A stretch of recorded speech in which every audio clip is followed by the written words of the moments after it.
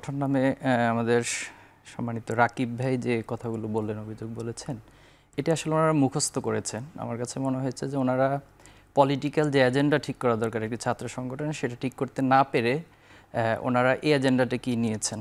তো এক্ষেত্রে আমি একটি গল্প দিয়ে শুরু করতে চাই।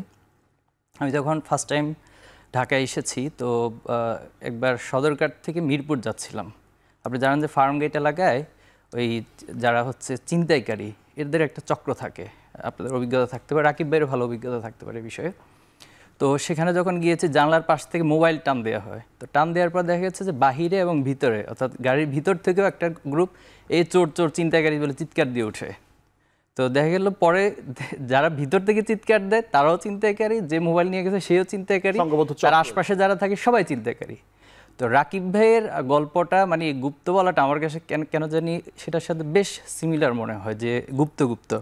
এখন আসেন, আমি যদি রাকিব ভাইকে প্রশ্ন করি যে গত 15 বছর ওনাদের কাউন্সিল কতটি হয়েছে, কতটিতে কমিটি আছে, ইভেন এই 5ই আগস্টের পরে যে বাংলাদেশ, এখানে তো ওনারা কাউন্সিল দিতে পেরেছেন। আমি ওনাকে প্রশ্ন করতে জানি কতটি শাখায় কাউন্সিল দিতে পেরেছেন। ছাত্র শিবির মতো একটি সংগঠন, আমরা সোহরাওয়ার্দী উদ্যানে আমাদের সদস্য সম্মেলন করেছি ডিসেম্বর 31 তারিখ। জাস্ট 11 দিনের ব্যবধানে আমাদের 132টি শাখা, সব জায়গায় আমরা কমিটি দিয়েছি এবং কমিটিগুলো আমরা সোশ্যাল মিডিয়া সহ সব জায়গায় প্রচার করেছি। এরপর আসেন, আপনি যদি কার্যক্রমের দিক থেকে আসেন, যে ছাত্র শিবির একটা সায়েন্স ফেস্ট করেছে, তো এটা তো আলহামদুলিল্লাহ গোপনেই করেছি আমরা, ঠিক না? আপনারাও দেখেননি মিডিয়াতে, রাইট? এরপর হচ্ছে আমরা সদস্য সম্মেলন করেছি, আশা করি এটাও খুব গোপনে হয়েছে, আমাদের রাকিব ভাই এটা দেখেননি।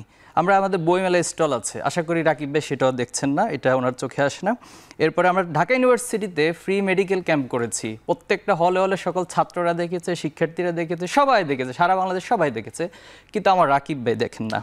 এরপর হচ্ছে, আমি একটু শেষ করবো প্লিজ, যেহেতু ইস্যুটা হচ্ছে, এবং এটা আশা করি সলভ হয়ে যাবে আজকের পরে। যদি রাকিব ভাই এরপরে এই প্রসঙ্গটা আনে, তাহলে রাকিব ভাইকে আমি ওই চোরের গল্পের বাহিরে আসলে কোনোটাই আমি স্বীকৃতি দিতে পারবো না, সে চোরের গল্পটার মধ্যে আমাকে থাকতে হবে রাকিব ভাইকে নিয়ে।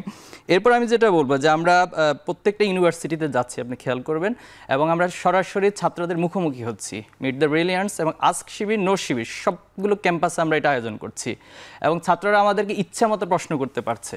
রাকিব ভাই এরকম কয়টা আয়োজন করেছে উনি বলবেন। দেন আমরা শিক্ষার্থীদেরকে নিয়ে অনেকগুলো বৃত্তি প্রকল্প চালু করেছি, বেশ কিছু প্রোগ্রাম সব জায়গায়। আমাদের প্রত্যেকটা ক্যাম্পাসে আমাদের প্রকাশনাগুলোর প্রদর্শনী হচ্ছে। তাহলে রাকিব ভাই কোন সেন্স থেকে, কোন যুক্তিতে গুপ্ত বলে, এটা রাকিব ভাই ভালো জবাব দিতে পারবে।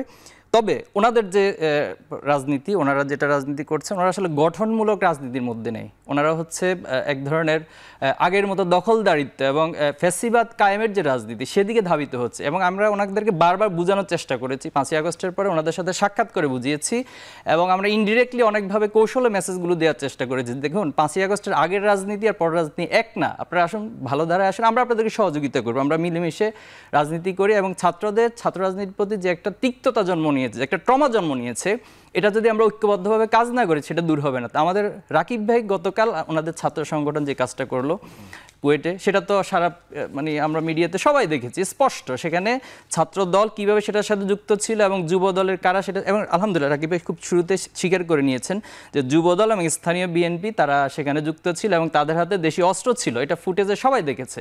এখন তো আর 1990 সাল 80 সাল না, যেখানে সোশ্যাল মিডিয়া নেই, কারো হাতে মোবাইল নেই, শুধুমাত্র যদি ক্যাশ মানে যেটা ভিডিও ক্যামেরা সেটা ছাড়া কিছু নেই, বিষয়টা তা না।